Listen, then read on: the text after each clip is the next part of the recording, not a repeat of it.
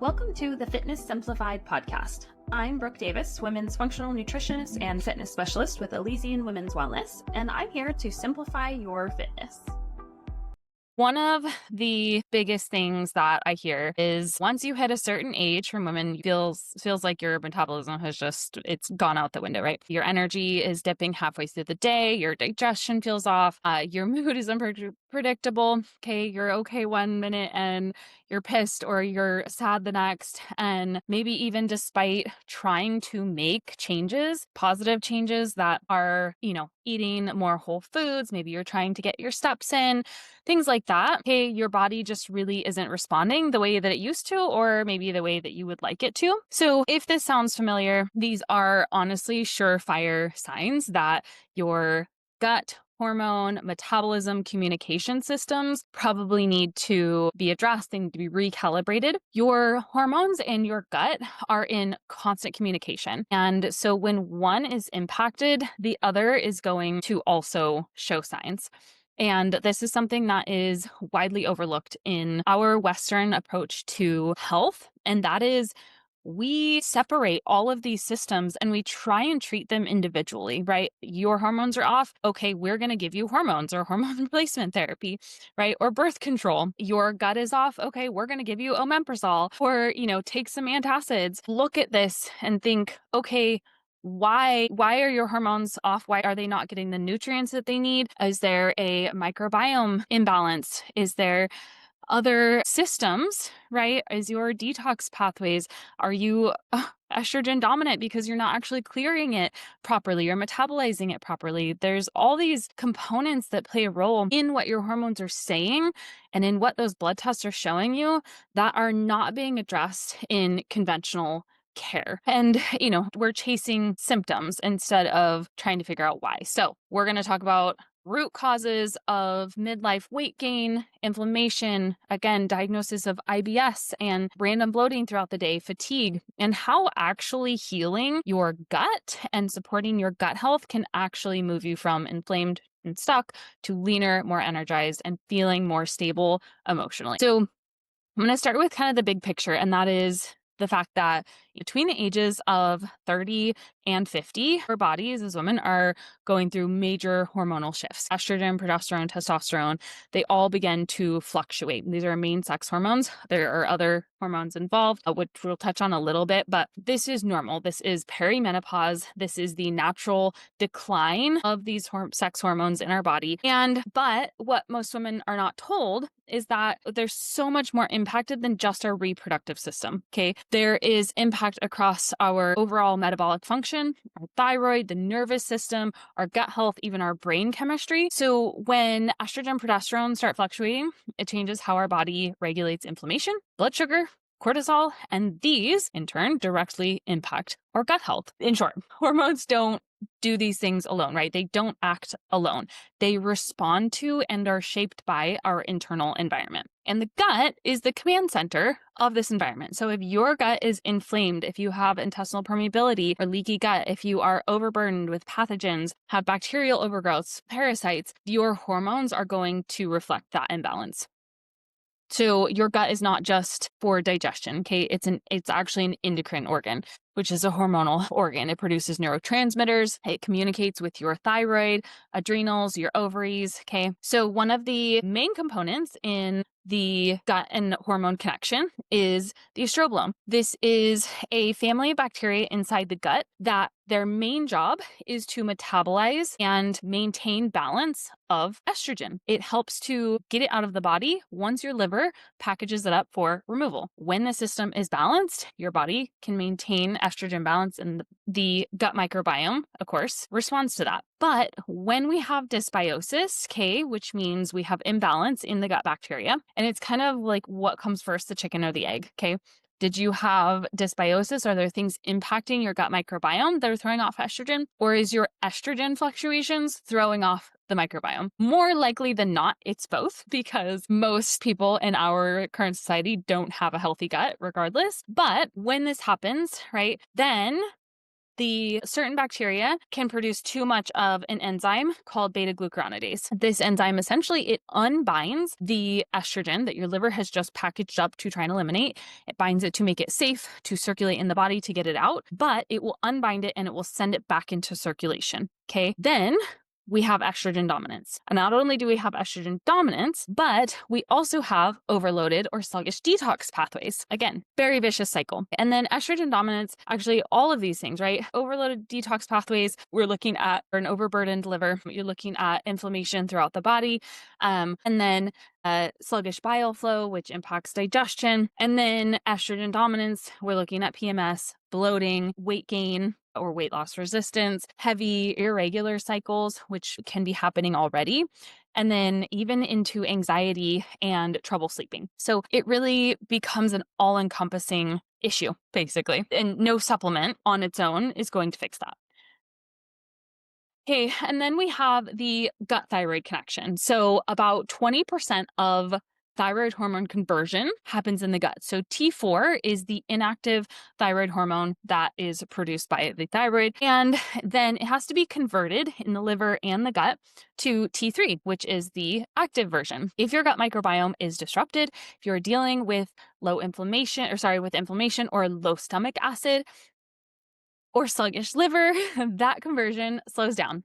Then we have the fatigue, the constipation, bloating, thinning hair, low body temperature. All of these are kind of classic signs of like low thyroid. However, they actually tie back to a gut issue. And while again, it might come up in your labs, if your doctor is so inclined to test something other than TSH, which I have to put out that TSH is the signal from your brain to the thyroid. Just TSH alone tells you nothing about what the thyroid is actually doing. So if you are suspecting any thyroid issues, which every woman in their 30s and above needs to get a full thyroid panel, in my opinion, but you need a full T4, T3, reverse T3, and then antibodies. So, and that, again, may not necessarily be a thyroid issue if your T3 or T4 are low. You can look at that though, and if you have your T4 is okay, but your T3 is low, then you would look to the gut, okay? But most doctors won't do that.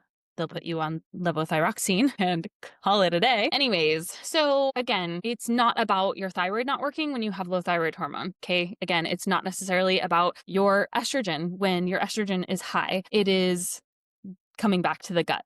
Okay. And when it comes to that conversion, if you don't have enough stomach acid, you don't have minerals, right? You're not absorbing the right coenzymes, zinc, selenium, iron. If the gut is disrupted and you're not absorbing those nutrients properly, then your body isn't able to have those to create the conversion. So this is, again, just an example of how the gut is directly impacting thyroid function. And then we have the cortisol gut connection. So HPA axis stress response. HPA is the hypothalamus pituitary adrenal, and that is the communication between your brain and the adrenal glands or your stress response. So cortisol, as I'm sure you know, is our body's main stress hormone, and it drastically impacts the gut. When cortisol is elevated for a long period of time, right? Chronic stress, poor sleep, under eating, over exercising, this creates a whole host of responses. So stomach acid drops, motility slows, so digestion, your intestinal barrier can become more permeable because when stomach acid drops, the breakdown of food is occurring less, which destroys the microvilli, basically little fingers that are in your gut lining that are trying to absorb nutrients. And this leaky gut, okay, or intestinal permeability, then allows bacteria, toxins, undigested food particles to pass into the bloodstream. This creates systemic inflammation. When those particles get through, and this is part of what comes with, some of the bloating. It's not just about the food that you're eating, okay? It's not just that your body is having a reaction to this food because you're allergic to it. What has happened is that the breakdown of your gut and allowing those foods into your bloodstream has created a reaction. It has created a systemic reaction because your brain then sends things to attack those food particles, creates an immune response, which the next time you eat that food, then it's like, we don't want this in the body. This was an invader, okay? And it mounts that response again. Okay, that's how we get, again, feeling like you can't eat anything without looking 6 months pregnant. Even if it's clean, right? Even if you cut out dairy, all the things, it becomes to the point where the foods that you regularly eat, your body mounts that response to them, which also creates inflammation. Okay. And this then feeds right back into those hormone pathways. So that disrupts your ovulation. It can lower progesterone, increases fat storage. So even when you feel just stressed, okay, your body is actually downregulating digestion, upregulating inflammation. We're going to talk about cortisol is also a glucose regulator. So when your blood sugar is thrown off, if you are not eating regular meals, reducing processed foods, etc., eating balanced meals, that can also lead to chronically elevated cortisol and all those downstream effects. So a quick story. I had a client, we're going to call her Catherine. She was exhausted all the time. She was bloated after almost every meal. She was super frustrated because she had been stuck at the same weight for almost 2 years, despite doing everything right. She actually had hired a coach. She was hitting her macros. She was training, right? But her weight was not moving. We ended up running a GI map stool test and found a ton of things. She had non-acute C. diff. She had H. pylori. It's a bacterial infection, so it's H. pylori, and candida overgrowth, along with microbiome imbalance. So she had some reduced commensals, which is good bacteria, and then some increased opportunistic bacteria. So this essentially was a perfect storm of gut inflammation, nutrient malabsorption, and showing us basically her gut barrier was compromised, her detox pathways were likely overloaded, and her hormones were compensating instead of regulating. So we took away the calorie deficit. We didn't add more workouts, okay, which is what most people do when they're stuck at a plateau and they can't lose weight. They cut more calories, they do more exercise. But we used our 5-hour framework and actually started restoring her gut health. So I'll keep that shortly. But basically, within 6 months, her digestion improved dramatically. Her inflammation markers dropped, her sleep improved, her bowel movements regulated. And without a single focus on dieting, she actually lost 40 pounds simply by restoring the systems that control your metabolism, your detoxification, and healing her gut. Okay, weight loss is often a reflection of function, not just effort and how low you can cut your calories. Calories in, calories out is a good theory, but it's pretty well been debunked. And I've seen it myself enough times at this point that it is not just about macros. It is not just about calories. So we're going to go a little bit deeper here. We're going to talk about gut permeability, detox. I mentioned a little bit, but when the gut barrier becomes permeable. This is the leaky gut or intestinal permeability. These small gaps in that lining, like I said, it allows toxins, small bacteria into the circulation. These bacteriophagants are called LPS or lipopolysaccharides, and your immune system recognizes these as an invader and also mounts an inflammatory response. Again, we come back to this vicious cycle, right? This low-grade chronic inflammation, it triggers insulin resistance, it increases cortisol, it disrupts estrogen metabolism, and over time, it actually impacts the liver's ability to detox properly. And if you remember, this is where estrogen is processed. So the other factor here is bile. So it's not just for digesting fats. It is a transport compound in the body, and it binds to estrogen toxins in the gut, as well as nutrients to be transported so that they can be used and or then excreted. Okay, so if this is sluggish, right, this can be due to low fats, poor gallbladder function, high stress, then not only are these things, estrogen is recirculating, it's not being taken out of the gut, nutrients are not being transported properly. And so yes, another path back to estrogen dominance, metabolic slowdown. And then, so let's go into the 5 hours framework. So this is remove, restore, repair, reinoculate, and then rebalance. So the first thing we have to do is remove what's actually irritating the system. This means inflammatory foods, if we can, to the best of our ability. Again, at some points, it's going to be the most reactive foods. So we use an MRT test, which is the mediator release test. And this actually doesn't measure your immune response, it measures inflammation. And that is the really cool thing about this test. And a lot of food sensitivity tests, they are not very accurate because you don't necessarily need to have a full-blown immune response to something for it to be creating an issue. The most common offenders are going to be alcohol, caffeine overload. So anything more than 50 to 100 milligrams a day, refined sugar, fast foods, and then environmental toxins are huge. Household cleaners, sticks, endocrine disrupting, skincare with phthalates, sulfates, etc. And then the chronic infection. So this is where the GI map comes in. If you have things like H. pylori, candida, parasites, we need to do some sort of elimination protocol. And then medications are huge. Some of the things that people use on a daily basis are absolutely destroying your gut. So NSAIDs, proton pump inhibitors are huge. These are things, like Tums, people take them like candy. And then there are obviously more prescription based ones that are more powerful, but all of these a role in breaking down the gut lining. And so, removing, again, we can't rebuild what is constantly under attack. Then we have restore. So looking at digestive enzymes, HCl, hydrochloric acid, bile support. Low stomach acid is one of the most overlooked issues in women. This causes poor protein digestion, nutrient deficiencies because we're not absorbing it, microbial overgrowth. When HCl is lowered, which can happen with, again, cortisol, can happen with bacterial infections. H. pylori is a huge one that reduces stomach acid, and it only leads to the opportunity, which is why they're called opportunistic bacteria to come in and take hold, multiply, etc. That being said, I don't usually recommend HCl unless you have been tested and you are negative for H. pylori, because that can make it worse. Some super simple things to do naturally is to do a tablespoon of apple cider vinegar in water, and 16 ounces of water before meals. That can be really beneficial, not only for digestion, but for blood sugar regulation. And then bitter foods. So bitter foods like arugula, dandelion, lemon water, there is actual bitters that you put in water, and all of these essentially tell your brain that you're going to be eating something and to release stomach acid, so to help break things down. And then supplements. So again, I always go with food-based things first. Supplements will be next, so hydrochloric acid, enzymes, etc. And then bile, like I mentioned, is not just fat digestion, right? For hormone metabolism, toxin clearance, nutrient distribution. So supporting bile flow with things like milk thistle, ginger, turmeric, artichoke are really great for that. And then we move on to repair. So this is the focus on actually healing the gut lining. And the reality is that your body, if we remove the stressors to it, will do it itself, but we can give it some more support. So things like L-glutamine, this is really great for the intestinal wall. Collagen, bone broth, the amino acids glycine and proline are super beneficial for that rebuild.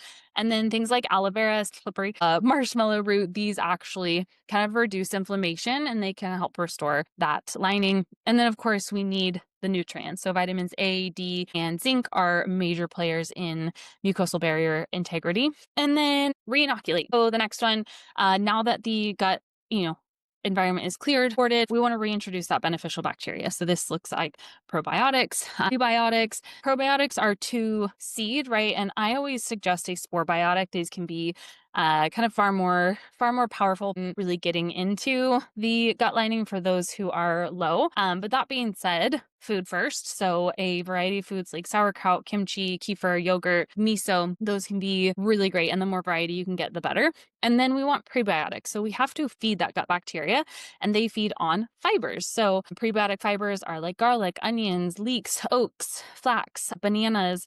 These are going to feed your existing microbiome. And again, the more variety you can get, the better you're going to support that microbiome.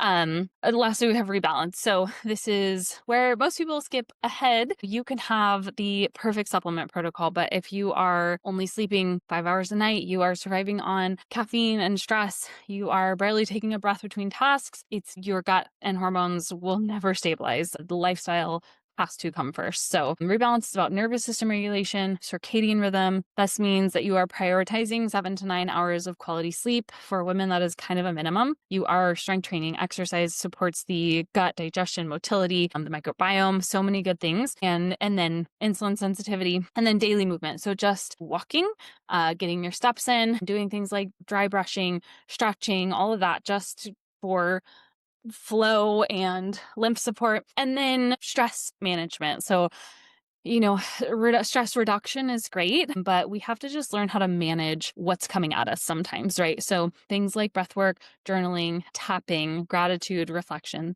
are all really powerful tools to do that. And this is where physiology meets that behavior change. Your hormones are not just going to pay attention to the supplements that you're taking or even what you're eating, right? That is very powerful, but they respond to how safe your body feels. And so lastly, we can kind of tie this into like a daily rhythm. So in the morning, if you hydrate with minerals or apple cider vinegar or lemon, those are all great gut support. Get a high protein meal within 60 to 90 minutes. And then getting sunlight on your eyes can help your circadian rhythm. It can help reduce the impact of cortisol in the morning. And then in the middle of the day, right, when you sit down to eat a meal, sit down, take the time to actually eat. Sit down, breathe, chew, digest. Don't do any multitasking.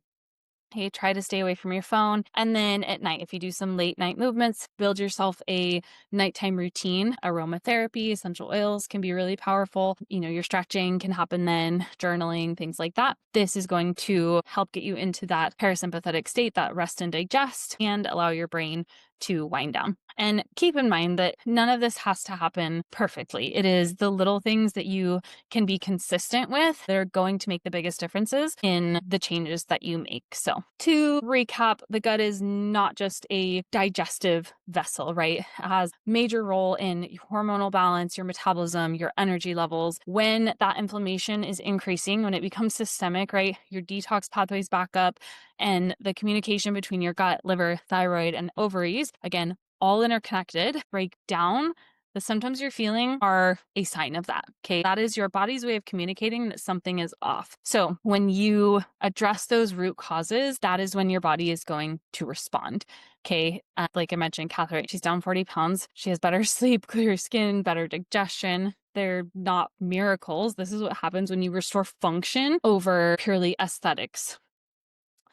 So that is pretty much it. If anybody has any questions, go ahead and drop them below. One of the best places to start, because I know a lot of this can feel overwhelming. So if you're sitting here thinking like, where do I even start? We have a 7-day metabolic reignite plan. It's a mini course and it takes you step by step. It walks you through each day to kind of create your own routine, get into small, sustainable habits that you can continue to incorporate, obviously past the 7 days. And then, of course, we do have more one-on-one lab testing. If something is wrong with the gut and you want to get answers now, then you can drop that in the comments. You can shoot me a message. Thanks for tuning in to this episode of the Fitness Simplified podcast. We are stoked to have you join us on your journey to better health and fitness. If you have any questions, suggestions for future topics, or you just want to chat, feel free to reach out to us on Instagram at Brooke_Elysian and Facebook linked in the show notes or via our website, ElysianWomen'sWellness.com. And if you enjoyed what you heard today, we'd be thrilled if you could take a half second to leave us a 5-star rating and review so that you can help others find our show. If there was something you heard that was helpful or impactful, please screenshot, tag me, and share what it was so that we can bring you more. Plus, you'll be entered into our monthly Legion Recharge post-workout giveaway.